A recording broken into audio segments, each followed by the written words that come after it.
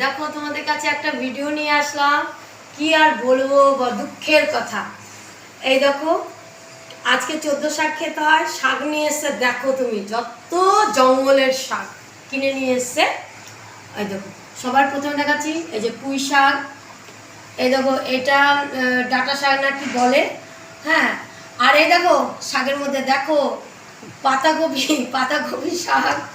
আর একটা জিনিস দেখো, এই দেখো লাল শাক দিয়েছে, দেখো এই দেখো, দেখেছো লাল শাক। আর এটা হলো তোমার কি শাক, মূলো শাক।